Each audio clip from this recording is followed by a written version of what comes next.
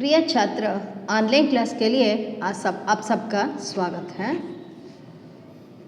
बच्चे, आज मैं 9वीं कक्षा के 14वां पाठ सौर ऊर्जा का विश्लेषण करना चाहती हूँ।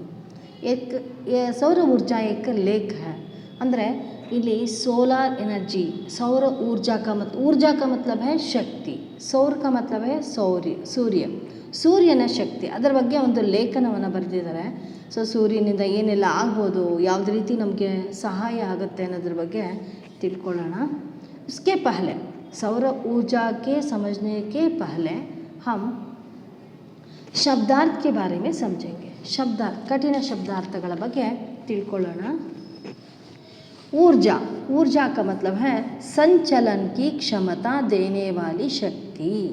ಅಂದರೆ ಸಂಚಲನ ಅಂದ್ರೇನು, ಚಲನೆಯನ್ನು ಮಾಡ್ತಕ್ಕಂಥ ಒಂದು ಶಕ್ತಿಯನ್ನು ಕೊಡ್ತಕ್ಕಂಥ ಒಂದು ಶಕ್ತಿಯನ್ನೇ ಇಲ್ಲಿ ಊರ್ಜಾ ಅಂತ ಕರೀತಾರೆ. ಸಂಚಲನ ಅಂದರೆ ಒಂದು ಏನು ಹೇಳ್ಬೋದು, ಚಲನೆ ಆಗ್ತಕ್ಕಂಥದ್ದು.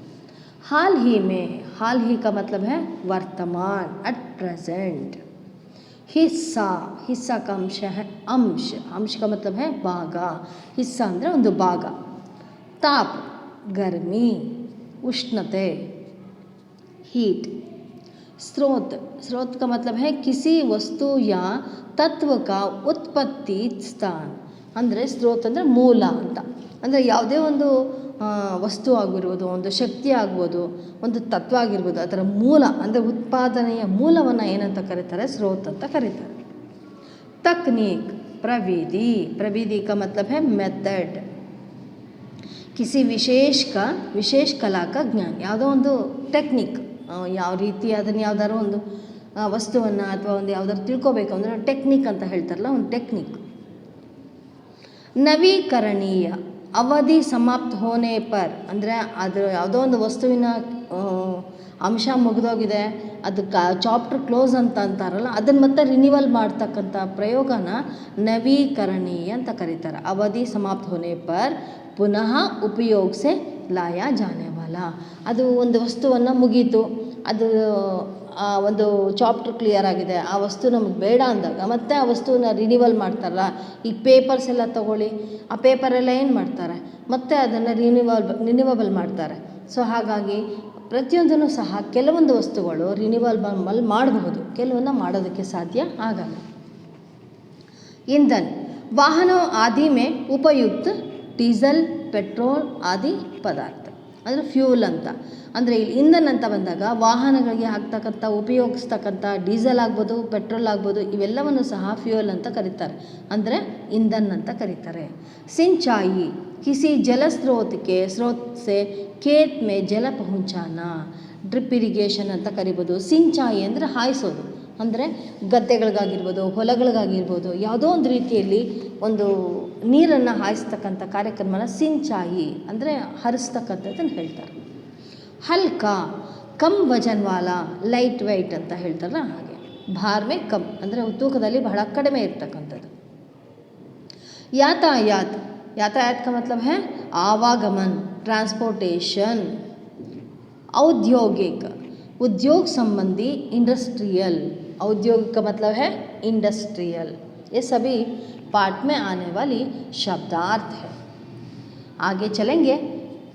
इसमें विशेष सूचना भी दिए है इस पाठ में. ಅಂದರೆ ಕೆಲವೊಂದು ಈ ಒಂದು ಪಾಠಕ್ಕೆ ಸಂಬಂಧ ಅಂದರೆ ಸೌರ ಊರ್ಜಾ ಅದಕ್ಕೆ ಸಂಬಂಧಪಟ್ಟಂತಹ ಒಂದು ವಿಶೇಷ ಸೂಚನೆಯನ್ನು ಕೊಟ್ಟಿದ್ದಾರೆ, ಅದನ್ನು ಗಮನಿಸೋಣ. कोची ಅಂದರೆ अब कोचिन कहते हैं. हवाई अड्डे ಅಂದರೆ ಅದು कोस्टल एरिया.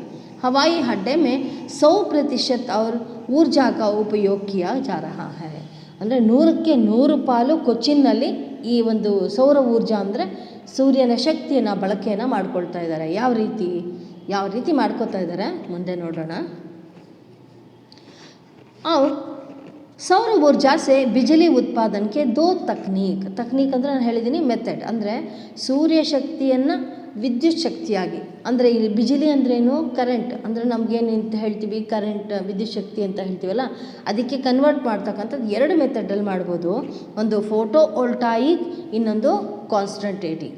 ಅಂದರೆ ಎರಡೂ ಮೆಥಡಲ್ಲೂ ಸಹ ಸೌರ ಊರ್ಜಾ ಅಂದರೆ ಸೋಲಾರ್ ಎನರ್ಜಿಯನ್ನು ಪವರ್ ಎನರ್ಜಿಯಾಗಿ ನಾವು ಕನ್ವರ್ಟ್ ಮಾಡ್ಬೋದು. ವಿದ್ಯುತ್ ಶಕ್ತಿಯಾಗಿ, ಬಿಜಿಲಿ ಅಂದರೆ ವಿದ್ಯುತ್ ಶಕ್ತಿಯಾಗಿ ಅದನ್ನು ನಾವು ಕನ್ವರ್ಟು ಮಾಡ್ಬೋದು. इसके बारे में छोटे से जानकारी देना चाहती हूँ. ये तो फोटो वोल्टाइक, इसे शॉर्ट फॉर्म में कहते हैं पीवी. पीवी का मतलब है फोटो वोल्टाइक, जो एक ऐसी उद्योगिकी है धूप को सीधे विद्युत में परिवर्तित करती है. ಅಂದರೆ ಈ ಫೋಟೋ ವೋಲ್ಟಾಯಿಕ್ನ ಮುಖ್ಯ ಉದ್ಯೋಗ ಏನಪ್ಪ ಅಂದರೆ, ಕೆಲಸ ಏನಪ್ಪ ಅಂದರೆ, ಡೈರೆಕ್ಟಾಗಿ ಆ ಸನ್ ರೇಸ್ ಏನಿರುತ್ತೆ ಅದನ್ನು ವಿದ್ಯುತ್ತಾಗಿ ಅಂದರೆ ಕರೆಂಟಾಗಿ ಕನ್ವರ್ಟ್ ಮಾಡ್ತಕ್ಕಂಥ ಶಕ್ತಿ ಅದಕ್ಕೆ ಇದೆ. ಫೋಟೋ ವೋಲ್ಟಾಯಿಕ್ ಮೆಥಡಲ್ಲಿ ಮಾಡ್ಬೋದು. नवीकरणीय ऊर्जा का मतलब है शक्ति, रिन्यूएबल एनर्जी उद्योग की सबसे तेज़ उत्पादक भागों में से एक है.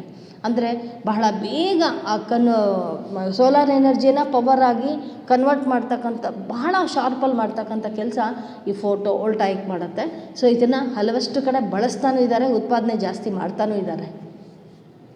ಭಾರತ ಸಹಿತ ಅನೇಕ ದೇಶೋं में यह पहले से ही ಸ್ಥಾಪಿತ है. ಅಂದರೆ ಸುಮಾರು ಭಾರತ ದೇಶನೂ ಮೊದಲುಗೊಂಡು ಹಲವಾರು ದೇಶಗಳಲ್ಲಿ ಇದನ್ನು ಆಲ್ರೆಡಿ ಮಾಡ್ತಿದ್ದಾರೆ. ಅಂದರೆ ಸೋಲಾರ್ ಎನರ್ಜಿಯನ್ನು ಪವರ್ ಎನರ್ಜಿಯಾಗಿ ಎಲ್ಲ ಕಡೆ ಪ್ರತಿಯೊಂದು ಒಂದು ಫೀಲ್ಡಲ್ಲೂ ಅದನ್ನು ಉಪಯೋಗಿಸೋ ಪ್ರಯತ್ನ ಮಾಡ್ತಿದ್ದಾರೆ. 21वीं ಅಂದರೆ 21ನೇ ಶತಮಾನ, 21वीं शताब्दी में प्रमुख प्रौद्योगिकी में से भी एक ಉದ್ಯೋಗಿಕೆ ಹೋನೆ जा रही है. ಮೊದಲಿಗೆ ಅದನ್ನು ಸೋಲಾರ್ ಎನರ್ಜಿನ ಪವರ್ ಎನರ್ಜಿ ಥರ ಉಪಯೋಗಿಸ್ಕೋತಾ ಇದ್ರು. ಈಗ 21ನೇ ಶತಮಾನದಲ್ಲಿ ಆಲ್ಮೋಸ್ಟ್ ಇಂಡಸ್ಟ್ರಿಯಲ್ಲೂ ಸಹ ಅದನ್ನು ಬಳಕೆ ಮಾಡ್ತಾ ಇದ್ದಾರೆ. और आगे बढ़ेंगे. कॉन्स्ट्रेटिंग एनर्जी यानी सोलार एनर्जी या उसे क्या कहते हैं, एक मेथड, ಅಂದರೆ 2 मेथड होते हैं ना. सूर्य की ऊर्जा को पावर यानी विद्युत शक्ति के रूप में प्रयोग करने की 2 मेथड होते हैं. एक तो फोटो वोल्टाइक, मैं पहले ही कह चुकी हूँ, और दूसरा मेथड होगा कॉन्स्टेंटेटिंग में सोलार पावर प्लांट के तहत बड़े मिरर का इस्तेमाल किया जाता है. ಅಂದರೆ ಪವರ್ ಪ್ಲ್ಯಾಂಟ್ का मतलब है ವಿದ್ಯುತ್ ಸ್ಥಾವರ ಅಂದರೆ ಒಂದು ಘಟಕ. ಆ ಘಟಕವನ್ನು, ಆ ಘಟಕದಲ್ಲಿ ದೊಡ್ಡದೊಂದು ಮಿರರ್ನ ಉಪಯೋಗಿಸ್ತಾರೆ. जो सूर्य से ऊर्जा ग्रहण करते हैं, ಅದನ್ನೇನು ಮಾಡುತ್ತೆ, ಸೂರ್ಯನ ಒಂದು ರೇಸ್ನ ಅಬ್ಸರ್ವ್ ಮಾಡುತ್ತೆ. ಪಾರಂಪರಿಕ ಸ್ಟೀಮ್ ಅಂದರೆ ಮೊದಲೇ ಇದು ಓಲ್ಡ್ ಮೆಥಡ್, ಅಂದರೆ ಆ ಸ್ಟೀಮ್ ಅಂದರೆ ಏನು ಆವಿ ಅಂತ ಇದೆ, ಆ ಸ್ಟೀಮ್ ಥರ ತಗೊಂಡು इंजन से जिस प्रकार बिजली बनाई जाती है या उसी प्रकार कार्य करता है. इसमें सूर्य की ऊर्जा से पानी को उबला जा सकता है, ನೀರನ್ನು ಕಾಯಿಸ್ಬೋದು, फिर उससे बिजली भी बनाई जाती है. ये तो दूसरा मेथड होगा. सौर ऊर्जा को पावर यानी विद्युत शक्ति में प्रयोग यानी परिवर्तन करने की एक दूसरी मेथड है. अब आएंगे पाठ के आशय के बारे में. जो भी पाठ हो उसमें कुछ ना कुछ संदेश होता है, उद्देश्य होता है ना. इस सौर ऊर्जा का उद्देश्य क्या समझेंगे, अब समझेंगे. आशय, आज के युग में नवीकरणीय योग्य ऊर्जा की ಅತ್ಯಧಿಕ ಅವಶ್ಯಕತೆ है. ಈ ಕಾಲದಲ್ಲಂತೂ ರಿನ್ಯೂವಬಲ್ ಎನರ್ಜಿ ಯಾವುದಾದ್ರೂ ಆಗಿರ್ಬೋದು, ಎಲ್ಲವನ್ನು ಸಹ ಮತ್ತಷ್ಟು ರಿನ್ಯೂವಬಲ್ ಅಂದರೆ ನವೀಕರಿಸಬೇಕಾದಂತಹ ಪರಿಸ್ಥಿತಿ ಬಂದಿದೆ. ಅತ್ಯಧಿಕ ಬಹಳ ಅವಶ್ಯಕತೆ ಇದೆ. ಯಾಕಂದರೆ ಪಾಪ್ಯುಲೇಷನ್ ಜಾಸ್ತಿ ಆದಷ್ಟು ಅವತ್ತನ್ನು ಪ್ರೊವೈಡ್ ಮಾಡೋದಕ್ಕೆ ಕಷ್ಟ ಆಗುತ್ತೆ. ಸೊ ಸಬ್ಸ್ಟ್ಯೂಟಬಲ್ ಅಂದರೆ ವಿದ್ಯುತ್ ಶಕ್ತಿ ನಮ್ಮಲ್ಲಿ ಇವಾಗಿಲ್ಲ. ಅಂದರೆ ಎಲ್ಲಿ ಮಳೆ ಇಲ್ಲ ಅಂದರೆ ಜೋಗ್ ಫಾಲ್ಸ್ ಫೋರ್ಸ್ ಬೀಳಲ್ಲ, ಆವಾಗ ನಮಗೆ ವಿದ್ಯುತ್ ಶಕ್ತಿ ಆಟೋಮೆಟಿಕ್ಕಾಗಿ ಏನಾಗುತ್ತೆ, ಕಟ್ ಆಫ್ ಆಗ್ತಾ ಇರುತ್ತೆ. ಸೊ ಅದಕ್ಕೆ ಸಬ್ಸ್ಟ್ಯೂಟಬಲ್ ಅಂದರೆ ಅದಕ್ಕೆ ಹೊಂದಾಣಿಕೆ ಅಥವಾ ಅದರಲ್ಲಿ ಒಂದು ಸ್ವಲ್ಪ ಮೆಥಡಲ್ಲಿ ಯಾವುದೋ ಬೇರೆ ರೀತಿಯಲ್ಲಿ ತುಂಬಿಸೋ ಪ್ರಯತ್ನ ಮಾಡ್ತಾ ಇದ್ದಾರೆ. ಆ ಪ್ರಯತ್ನದಲ್ಲೇ ಕಂಡಿಡ್ದಿರ್ತಕ್ಕಂಥದ್ದು ಸೋಲಾರ್ ಎನರ್ಜಿ. ಸೌರ ಊರ್ಜಾ ಬಿ ನವೀಕರಣೀಯ ಯೋಗ್ಯ ಊರ್ಜಾ ಹೈ. ಇದು ಸಹ ಅಂದರೆ ಸೋಲಾರ್ ಎನರ್ಜಿ ಏನಿದೆ ಆ ಶಕ್ತಿಯನ್ನು ಮತ್ತೆ ನವೀಕರಿಸಲಾಗಿದೆ. ಮೊದಲೇನು ಮಾಡ್ತಿದ್ರು, ಬರೀ ನಮ್ಮ ಹಿಂದಿನ ಕಾಲದಲ್ಲೂ ಸಹ ನಾವು ಇದನ್ನು ನೋಡಿದ್ವಿ. ಯಾಕಂದರೆ ನಾವು ಚಿಕ್ಕ ಹುಡುಗರಿರುವಾಗ ಬೇಸಿಗೆ ಕಾಲದಲ್ಲಿ ಮನೆ ಅಂಗಳದಲ್ಲಿ ದೊಡ್ಡದೊಂದು ಪಾತ್ರೆಯಲ್ಲಿ ನೀರಿಟ್ಬಿಟ್ರೆ ಆ ಸೂರ್ಯನ ಕಿರಣಗಳಿಗೆ ಏನಾಗ್ತಿತ್ತು, ಬಿಸಿ ಆಗ್ತಿತ್ತು, ಅದೇ ಸ್ನಾನ ಮಾಡ್ಕೋತಿದ್ರು. ಅವೆಲ್ಲ ನಾವು ಕಂಡಿರೋವಂಥದ್ದೇ. ಆದರೆ ಅದ್ರ ಸ್ವಲ್ಪ ಮುಂದುವರಿದ ಭಾಗ ಅಂತ ಅಂದಾಗ ಸ್ವಲ್ಪ ಅದನ್ನು ಬಾಯ್ಲರ್ ಥರ ಅಥವಾ ಅದು ಬೇರೆ ರೀತಿ ಯಾವುದೋ ರೀತಿಲಿ ಬಳಸ್ತಿದ್ರು. ಈಗ ಇಂಡಸ್ಟ್ರಿಯಲ್ಗೂ ಬಂದುಬಿಟ್ಟಿದೆ. ಪ್ರತಿ ಮನೆಗಳಲ್ಲೂ ಸಹ ಸೋಲಾರ್ನ ಹಾಕ್ಸ್ಕೋತಾರೆ. ಬಲ್ಬಿಂದ, ಫ್ಯಾನಿಂದ ಎಲ್ಲವನ್ನ ಓಡ್ತಾ ಇದೆ ಅಂದರೆ ಸೊ ಅದೇನಾಗಿದೆ, ರಿನ್ಯೂವಬಲ್. ಅದರಲ್ಲಿ ಇನ್ನಷ್ಟು ಮತ್ತಷ್ಟು ಅದನ್ನು ಕಂಡುಹಿಡಿಯೋ ಪ್ರಯತ್ನ ಮಾಡ್ತಿದ್ದಾರೆ. इस पाठ के द्वारा ऊर्जा की महत्ता के बारे में जानकारी प्राप्त किया जा सकता है. इस पाठ के द्वारा, ಈ ಪಾಠದ ಮುಖಾಂತರ ಊರ್ಜಾ ಕಿ ಮಹತ್ವ, ಶಕ್ತಿ ಅಂದರೆ ಯಾವುದೋ ಒಂದು ಶಕ್ತಿಯ ಒಂದು ಮಹತ್ವವನ್ನು ತಿಳ್ಕೊಳ್ಳೋ ಪ್ರಯತ್ನ ಮಾಡಬಹುದು.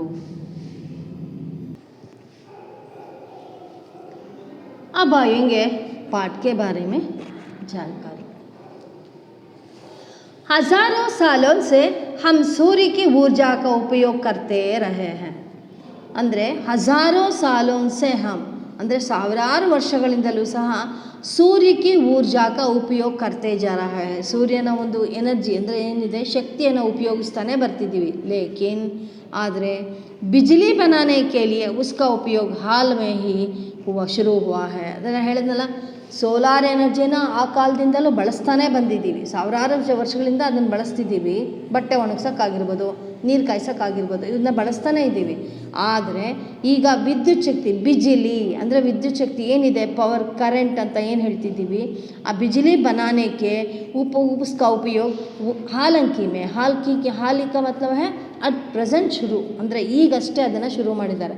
ಮೊದಲು ಸಾವಿರಾರು ವರ್ಷಗಳ ಮೊದಲು ಇಂದನೂ ನಾವು ಸೂರ್ಯನ ಒಂದು ಶಕ್ತಿಯನ್ನು ಬಳಸ್ತಾ ಇದ್ವಿ. ಆದರೆ ಈಗ ಬಿಜ್ಲಿಗೆ ರೂಪಮೇ, ವಿದ್ಯುತ್ ಶಕ್ತಿಯ ರೂಪದಲ್ಲಿ ಅದನ್ನು ಬದಲಾವಣೆ ಮಾಡಬೇಕು, ಪರಿವರ್ತನೆ ಮಾಡಬೇಕು ಅನ್ನೋದನ್ನು ಈಗ ಅಟ್ ಪ್ರೆಸೆಂಟ್ ಶುರು ಮಾಡಿದ್ದಾರೆ. सूर्य पृथ्वी से है लगभग 15 करोड़ किलोमीटर की दूरी पर. ಅಂದರೆ ಸೂರ್ಯನಿಗೂ ಮತ್ತು ಭೂಮಿಗೂ ಇರ್ತಕ್ಕಂಥ ಡಿಸ್ಟೆನ್ಸ್ ಎಷ್ಟಪ್ಪ ಅಂದರೆ 15 ಕರೋಡ್. ಕರೋಡ್ಗೆ ಮತ್ಲಬ ಹೇ ಕೋಟಿ, 15 ಕೋಟಿ ಕಿಲೋಮೀಟರ್, ಕ್ರೋರ್ ಅಂತ 15 ಕ್ರೋರ್ ಕಿಲೋಮೀಟರ್ ದೂರ ಪರ್ ಹೈ ಡಿಸ್ಟೆನ್ಸಲ್ಲಿದೆ. ಭೂಮಿಗೂ ಸೂರ್ಯನಿಗೂ ಇರ್ತಕ್ಕಂಥ ಅಂತರ ಎಷ್ಟು? 15 ಕರೋಡ್ ಕಿಲೋಮೀಟರ್. ಕಿಂತು ಬಾಪ್ರೆ ಹೈ ಕಿತ್ನಾ ಶಕ್ತಿಶಾಲಿ. ಇಷ್ಟು ದೂರ ಇದ್ದರೂ ಸಹ ಅದಕ್ಕೆಷ್ಟು ಪವರ್ ಇದೆ. उसका ऊर्जा के एक हिस्से मात्र में हमारी ऊर्जा संबंधी सारी आवश्यकताएं पूर्ण हो सकती हैं. उसकी ऊर्जा का एक हिस्से ಅಂದರೆ ಆ ಒಂದು ಶಕ್ತಿಯ, ಸೂರ್ಯನ ಶಕ್ತಿಯ 100ನೇ ಭಾಗ, ಒಂದೇ ಒಂದು ಭಾಗ ನಾವು ಎನರ್ಜಿಯನ್ನು ತಗೊಂಡ್ರೆ, ಸೋಲಾರ್ ಎನರ್ಜಿನ ತೊಗೊಂಡ್ರೆ 100ನೇ ಭಾಗದಷ್ಟು ತೊಗೊಂಡ್ರೆ ನಮ್ಮ ಎಲ್ಲ ಅವಶ್ಯಕತೆಗಳು ಪೂರ್ಣಗೊಳ್ಳುತ್ತೆ. ಅಂದರೆ ಇನ್ನು ಅದಕ್ಕೆ ಎಷ್ಟು ಪವರ್ ಇದೆ, ಎಷ್ಟು ಶಕ್ತಿ ಇದೆ ಅಂತ. ಆ ಒಂದು ಸೂರ್ಯನ ಒಂದು ಕಿರಣಗಳಿಗೆ ಅಥವಾ ಅದು ಶಾಖಕ್ಕೆ ಎಷ್ಟು ಶಕ್ತಿ ಇದೆ ಅಂತ ತಿಳ್ಕೊಳ್ಳಿ. 100ನೇ ಭಾಗ ತಗೊಂಡ್ರೆ ಸಾಕು, ನಮ್ಮ ಅವಶ್ಯಕತೆಗಳೆಲ್ಲ ಪೂರ್ತಿಗೊಳ್ಳುತ್ತೆ. ಎಲ್ಲ ರೀತಿಯಲ್ಲೂ ಕರೆಂಟಿಗೆ ಬದಲಿಗೆ ಅದನ್ನು ನಾವು ಬಳಸ್ಬೋದು ಅನ್ನೋ ಮಟ್ಟಕ್ಕೆ ಬಂದಿದ್ದೀವಿ. ಅಂದರೆ ಸೂರ್ಯನ ಎನರ್ಜಿ ಎಷ್ಟಿರ್ಬೋದು ಅಂತ ತಿಳ್ಕೊಬೇಕಾಗತ್ತೆ. सौर ऊर्जा का अर्थ है सूर्य शक्ति. सौर ऊर्जा का मतलब क्या है? शक्ति. सौर का मतलब है सूर्य, सूर्य शक्ति. इसे अंग्रेजी में सोलार एनर्जी कहते हैं. इसे क्या कहते हैं? अंग्रेजी में सोलार एनर्जी. क्या खूब, ಎಷ್ಟು ಚೆನ್ನಾಗಿದೆ ನೋಡಿ. आजकल इसी ऊर्जा का उपयोग बिजली के उत्पादन में होता है. ಇದೇ ಎನರ್ಜಿಯನ್ನು ನಾವು ಬಿಜಿಲಿ ಅಂದರೆ ವಿದ್ಯುತ್ ಶಕ್ತಿಯಾಗಿ ಎಲ್ಲ ಕಡೆಯನ್ನು ಅದನ್ನು ವಿದ್ಯುತ್ ಶಕ್ತಿಯಾಗಿ ಅದನ್ನೆಲ್ಲ ಕಡೆ ಬಳಸ್ತಿದ್ದೀವಿ. ಸೂರ್ಯ ಸೆ ಹಮೇ ತಾಪ್ ಭಿ ಮಿಲ್ತಾ ಹೈ, ಪ್ರಕಾಶ್ ಭಿ. ಸೂರ್ಯನಿಂದ ನಮಗೆ ಬೆಳಕು ಸಿಗುತ್ತೆ ಮತ್ತು ಶಾಖನೂ ಸಿಗುತ್ತೆ. जैसे जैसे बिजली का उपयोग तथा मांग बढ़ने लगी, वैसे वैसे बिजली उत्पादन के अलग अलग स्रोतों को मनुष्य ढूंढने लगा.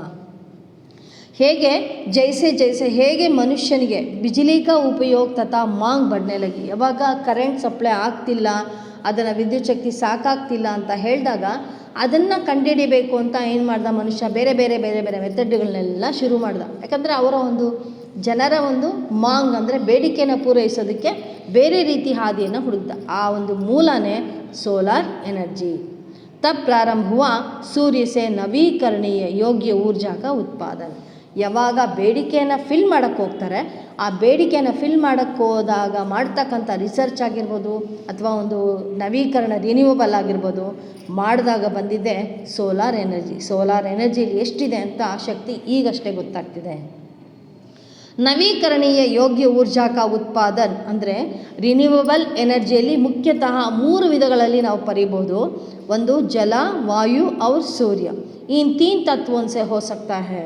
ಅಂದರೆ ನೀರು, ಗಾಳಿ ಮತ್ತು ಸೂರ್ಯ, ಇವು ಮೂರರಿಂದಲೂ ಸಹ ನಾವು ಎನರ್ಜಿಯನ್ನು ಪಡಿಬೋದು ಅನ್ನೋದು ಗೊತ್ತಾಯಿತು. इसे जल ऊर्जा, वायु ऊर्जा और सौर ऊर्जा कहा जाता है.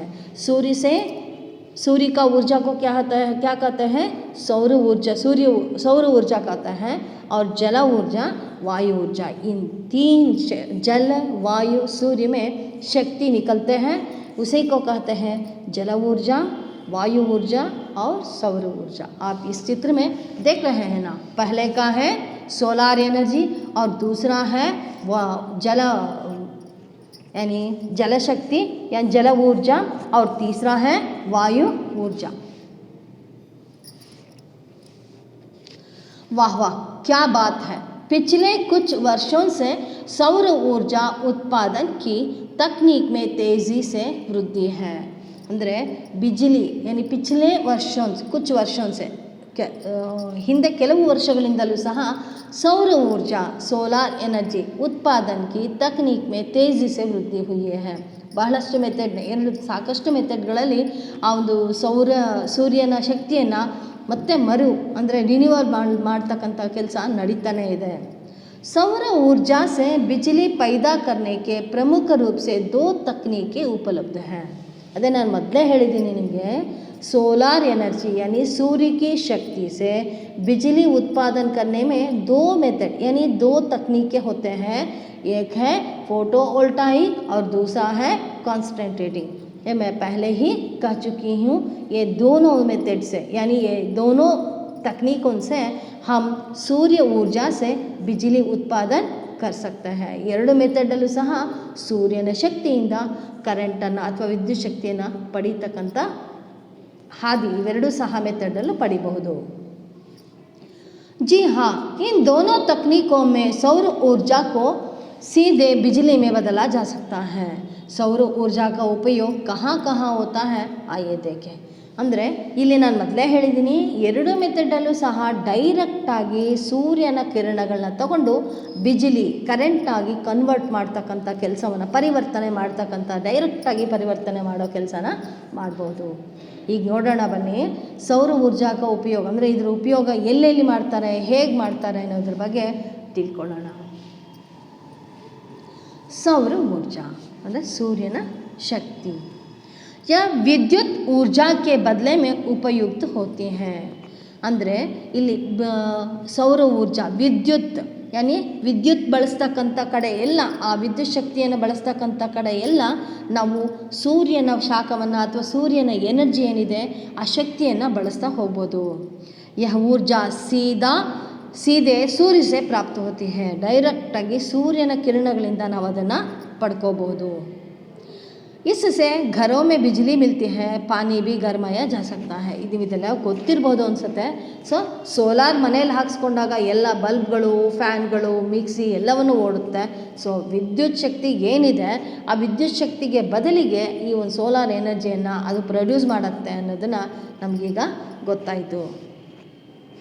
ಈಗ ಹೊಸ ವಿಷಯ, ಸೋಲಾರ್ ಕುಕ್ಕರ್. इसे सौर चूल्हा पाचक भी कहते हैं. ಇದನ್ನು सौर चूल्हा पाचक ಅಂತಲೂ ಕರೀತಾರೆ. खाना पकाने के लिए ईंधन के बदले सौर ऊर्जा का उपयोग होता है.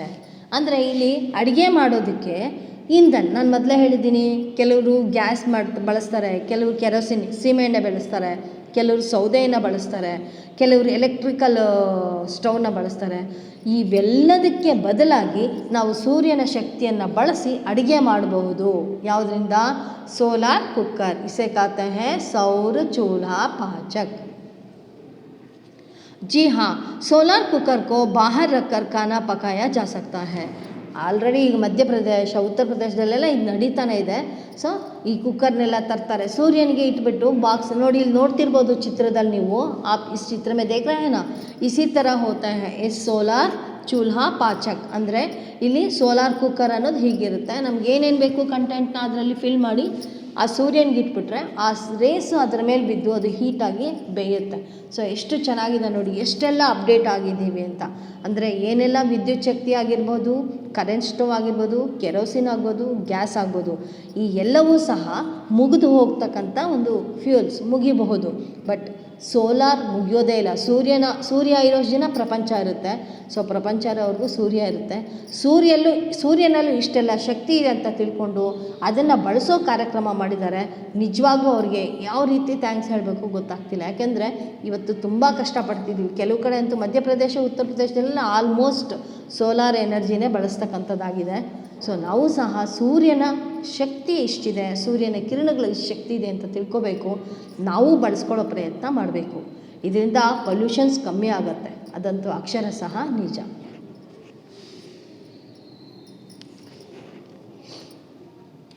ಸೌರ ಲಾಲ್ಟೇನ್ ಯಾ ಹಲ್ಕಾ ಹೋತಾ ಹೈ. ಹಲ್ಕಾ ಮತ್ಲಬ್ ಹೈ ವೆಯ್ಟ್ಲೆಸ್, ಯಾವುದೇ ರೀತಿಯ ತೂಕ ಇರಲ್ಲ. ಯಾಕೆಂದರೆ ಲಾಲ್ಟೇನಲ್ಲಿ ನಾವು ಫಿಲ್ ಮಾಡೋದಕ್ಕೆ ಗ್ಯಾಸ್ ಆಗಿರ್ಬೋದು, ಕೆರೋಸಿನ್ ಆಗ್ಬೋದು, ಡೀಸೆಲ್ ಆಗ್ಬೋದು, ಇದ್ಯಾವುದನ್ನು ಫಿಲ್ ಮಾಡ್ತಿಲ್ಲ. ಸೊ ಹಾಗಾಗಿ ಸೂರ್ಯನ ಕಿರಣಗಳಿಂದ ತಗೊಳ್ಳೋದ್ರಿಂದ ತುಂಬ ಲೈಟ್ ವೆಯ್ಟ್ ಆಗಿರುತ್ತೆ. ಹಲ್ಕಾ ಹೋತಾ ಹೈ, ತುಂಬ ಲೈಟ್ ವೆಯ್ಟ್. अरे इसे जलाने के लिए मिट्टी का तेल, पेट्रोल या गैस की ज़रूरत नहीं होती है. ಇದನ್ನು ಹಚ್ಚೋದಕ್ಕೆ ಮಿಟ್ಟಿ ಕಾ ತೇಲ್ ಅಂದರೆ ಹೇಳಿದ್ನಲ್ಲ ಕೆರೋಸಿನ್. ಮಿಟ್ಟಿ ಕಾ ತೇಲ್ ಕಾ ಮತ್ಲಬ್ ಹೈ ಕೆರೋಸಿನ್ ಅಂದರೆ ಸೀಮೆ ಎಣ್ಣೆ. ಪೆಟ್ರೋಲ್ ಅಥವಾ ಪೆಟ್ರೋಮ್ಯಾಕ್ಸ್ ಅಂತ ಕರೀತಾರಲ್ಲ, ಯಾ ಗ್ಯಾಸ್ ಕಿ ज़रूरत नहीं होती है. ಅಂದರೆ ಇದನ್ನು ಹಚ್ಚೋದಕ್ಕೆ ಸೀಮೆ ಎಣ್ಣೆನೂ ಬೇಡ, ಡೀಸೆಲ್ಲು ಬೇಡ, ಪೆಟ್ರೋಲು ಬೇಡ, ಗ್ಯಾಸು ಬೇಡ. ಸೂರ್ಯನ ಶಾಖ ಒಂದೇ ಸಾಕು. और ಸೌರ ಪಥದೀಪ, ಇಲ್ಲಿ ಸ್ಟ್ರೀಟ್ ಲೈಟ್ಗಳೆಲ್ಲ ನಾವು ನೋಡ್ಬೋದು. वाह, सौर पथदीप से होती है बिजली का बचत. ಇದರಿಂದಲೂ ಸಹ ನಾವು ಹೇಗೆ ಸೌರ ಲಾಲ್ಟೇನ್ ಅಂದರೆ ಕೆರೋಸಿನ್ ಇಲ್ಲ, ಗ್ಯಾಸ್ ಇಲ್ಲ, ಪೆಟ್ರೋಲ್ ಇಲ್ಲದೆ ಹಚ್ತೀವೋ, ನಾವು ಲೈಟನ್ನು ತಗೊಳ್ತಿದ್ದೀವೋ, ಅದೇ ರೀತಿ ಸೌರ ಪಥದೀಪ್ ನಾವಿವಾಗ ನೋಡ್ತಿರ್ಬೋದು. ಸ್ಟ್ರೀಟ್ ಲೈಟ್ಗಳಲ್ಲೆಲ್ಲ ಇದನ್ನು ಅಳವಡಿಸಿದ್ದಾರೆ. ಅದಕ್ಕೆ ಯಾವುದೇ ರೀತಿಯ ವೈರ್ ಎಳೆಯೋಂಗಿಲ್ಲ, ಯಾವುದೇ ರೀತಿಯ ಎಲೆಕ್ಟ್ರಿಸಿಟಿದು ಪವರ್ನ ಕೊಡೋಂಗಿಲ್ಲ. ಪಥದೀಪ್ ಸೆ ಹೋತಿ ಹೈ ಬಿಜ್ಲಿ ಬಚತ್. ಇದರಿಂದ ಏನಾಗುತ್ತೆ ಅಂದರೆ ಕರೆಂಟನ್ನು ನಾವು ಸೇವ್ ಮಾಡ್ಬೋದು, ವಿದ್ಯುತ್ ಶಕ್ತಿನ ಸೇವ್ ಆಗುತ್ತೆ. ಜहाँ ವಿದ್ಯುತ್ ಲೈನ್ ನಹಿ ಲಗಾ ಸಕ್ತೆ ಹೈ, ಇಲ್ಲಿ ಯಾವುದೇ ರೀತಿ ವಿದ್ಯುತ್ ಲೈನ್ನ ಎಳೆಯೋಂಗಿಲ್ಲ. ಐಸೆ ಪ್ರದೇಶೊಮ್ಮೆ ಯಹ ಅಧಿಕ ಉಪಯೋಗಿ ಹೈ. ಇಂಥ ಪ್ರದೇಶಗಳಲ್ಲಿ ತುಂಬ ಕಂಜೆಸ್ಟೆಡ್ ಏರಿಯಾ ಇರ್ತದಲ್ಲ, ಅಂಥ ಕಡೆಯಲ್ಲೆಲ್ಲ ಸೋಲಾರ್ನ ಒಂದು ಸ್ಟ್ರೀಟ್ ಲೈಟ್ ಹಾಕಿದ್ರೆ ಯಾವುದೇ ರೀತಿಯ ಕಂಬಿ ಅಲ್ಲ, ವೈರ್ ಎಳೆಯೋಂಗಿಲ್ಲ, ಶಾರ್ಟ್ ಸರ್ಕ್ಯೂಟ್ ಆಗುತ್ತೆ ಅನ್ನೋಂಗಿಲ್ಲ, ಯಾವುದೇ ರೀತಿ ತೊಂದರೆನೂ ಆಗಲ್ಲ. ದೊಡ್ಡ ದೊಡ್ಡ ಸಿಟಿಗಳಲ್ಲಂತೂ ತುಂಬ ಕಂಜೆಸ್ಟೆಡ್ ಇರುತ್ತೆ. ಆ ರೋಡ್ಗಳಲ್ಲಿ ಲೈನ್ ಎಳೆದಾಗ ಮತ್ತೇನಾದರೂ ಬೇರೆ ಮನೆಗಳಿಗೆಲ್ಲ ಶಾರ್ಟ್ ಸರ್ಕ್ಯೂಟ್ ಆಗೋ ಚಾನ್ಸ್ ಇರುತ್ತೆ. ಸೊ ಅದು ಸ್ವಲ್ಪ ಜಾಸ್ತಿ ಕಾಸ್ಟ್ಲಿ ಆದರೂ ಸಹ ಲೈಫ್ ಸೆಕ್ಯೂರ್ ಮಾಡುತ್ತೆ, ಲೈಫ್ ಕೊಡುತ್ತೆ. ಸೌರ ಪಥದೀಪ ಅಂದರೆ ಆ ಒಂದು ಸ್ಟ್ರೀಟ್ ಲೈಟ್ನೂ ಸಹ ಅದನ್ನೇ ಬಳಸೋದು ಬಹಳ ಒಳ್ಳೆಯದು. आप इस चित्र में देख रहे हैं ना, पहले लॉल्टेन है, लॉल्टेन का मतलब है सौर ऊर्जा से बने हुए लॉल्टेन, और दूसरा है सौर पथदीप. ये सभी बड़े बड़े शहरों में अब डाल रहे हैं. ಇದನ್ನೆಲ್ಲ ಬಳಸ್ತಾ ಇದ್ದಾರೆ, ಉಪಯೋಗ कर रहे हैं. ಇದನ್ನೆಲ್ಲ ಹಾಕ್ತಿದ್ದಾರೆ ಅಲ್ಲಲ್ಲಿ ದೊಡ್ಡ ದೊಡ್ಡ ಪಟ್ಟಣಗಳಲ್ಲಿ. इसी प्रकार कृषि क्षेत्र में सिंचाई में जल निकालने के लिए सौर पंप का उपयोग किया जाता है. ಇದಿಷ್ಟೇ ಅಲ್ಲ, ಸೊ ರೈತರು ಸಹ ಅದನ್ನು ಸಾಕಷ್ಟು ಬಳಸ್ತಿದ್ದಾರೆ. ಅಂದರೆ ಸೋಲಾರ್ ಎನರ್ಜಿಯಿಂದನೇ ಆ ಒಂದು ನೀರನ್ನು ಪಂಪ್ ಮಾಡಿ ಹೊಲ ಗದ್ದೆಗಳಿಗೆ ಹಾಯಿಸ್ತಾರೆ. ಸಿಂಚಾಯಿ का मतलब है ನೀರು ಹಾಯಿಸೋದು. यातायात के क्षेत्र में, ट्रांसपोर्टेशनಲ್ಲೂ ಸಹ ಕ್ಷೇತ್ರ में सौर ऊर्जा का कारण ईंधन की बचत हो रही है. ದೊಡ್ಡ ದೊಡ್ಡ ವೆಹಿಕಲ್ಸ್ನ ಈಗ ಆಲ್ರೆಡಿ ಮಾಡ್ತಿದ್ದಾರೆ. ಸೊ ಸೋಲಾರ್ ಎನರ್ಜಿಯಿಂದನೇ ನಡೀತಕ್ಕಂಥದ್ದು. औद्योगिक क्षेत्र में भी यह अधिक से अधिक लाभदायक सिद्ध हुआ है. ಇಂಡಸ್ಟ್ರಿಯಲಲ್ಲೂ ಸಹ ನಾವು ಇದನ್ನು ಕಾಣಬಹುದು. सौर ऊर्जा द्वारा पर्यावरण प्रदूषण को रोका जा सकता है. ಇದನ್ನು ಬಳಸೋದ್ರಿಂದ ಯಾವುದೇ ರೀತಿಯ ಪೊಲ್ಯೂಷನ್ಸ್ ಆಗಲ್ಲ. ಸೊ ವೆಹಿಕಲ್ಸ್ ಆಗಿರ್ಬೋದು, ಮನೆಗಳಿಗಾಗ್ಬೋದು, ಪ್ರತಿಯೊಂದಕ್ಕೂ ಸಹ ನಾವು ಸೋಲಾರ್ ಎನರ್ಜಿ ಬಳಸೋದ್ರಿಂದ ಪ್ರದೂಷಣನ ಅವಾಯ್ಡ್ ಅಂದರೆ ಆ ಒಂದು ಪೊಲ್ಯೂಷನ್ನ ಅವಾಯ್ಡ್ ಮಾಡ್ಬೋದು. ಯಾ ಬಿಜಿಲಿ ಸೆ ಜ್ಯಾದಾ ಸುರಕ್ಷಿತ ಹೈ. ಇದು ತುಂಬ ಅಂದರೆ ಕರೆಂಟ್ಗಿಂತ ವಿದ್ಯುತ್ ಶಕ್ತಿಗಿಂತ ಬಹಳ ಸೇಫ್. ಯಾಕಪ್ಪ ಅಂದರೆ ಶಾರ್ಟ್ ಸರ್ಕ್ಯೂಟ್ ಆಗಲ್ಲ, ಯಾವುದೇ ರೀತಿ ಮನುಷ್ಯರಿಗೆ ಹಾನಿ ಮಾಡಲ್ಲ, ತುಂಬ ಒಳ್ಳೆಯದಾಗಿರುತ್ತೆ. ಸೊ ಪಲ್ಯೂಷನ್ಸು ಆಗಲ್ಲ. ದಯವಿಟ್ಟು ಇದನ್ನು ಬಳಸ್ಕೊಳ್ಳೋದು ಬಹಳ ಮುಖ್ಯ. ನಿಸ್ಸಂಶಯ ಸೌರ ಊರ್ಜಾ ಉತ್ಪಾದನ್ ಉಪಯೋಗಿ ಹೈ. ನಿಜವಾಗೂ ಸಹ ಸೋಲಾರ್ ಎನರ್ಜಿ ಏನಿದೆ ಅದನ್ನು ನಾವು ಎಲ್ಲ ರೀತಿಯಲ್ಲೂ ಬಳಸ್ಕೊಳ್ತಾ ಬಂದರೆ ಖಂಡಿತ ಪಲ್ಯೂಷನ್ಸಿಂದ ನಾವು ಕಾಪಾಡ್ಕೋಬೋದು. ಜೊತೆಗೆ ಯಾವುದೇ ರೀತಿಯ ಅವಘಡಗಳಿಂದ ನಾವು ತಪ್ಪಿಸ್ಕೋಬೋದು. ಮಕ್ಕಳೇ, ಸೌರ ಊರ್ಜಾ ಅಂದರೆ ಸೂರ್ಯನ ಶಕ್ತಿ ಬಗ್ಗೆ ಇಷ್ಟೆಲ್ಲ ಇದೆ ಅಂತ ತಿಳ್ಕೊಂಡಿದ್ದೀರಾ.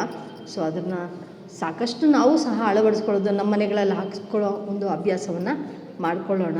ನಾನು ಅಂದ್ಕೊಂಡಿದ್ದೀನಿ मैं समझती हूँ इस पाठ का सारांश आपको समझ लिए होंगे. धन्यवाद छात्रों.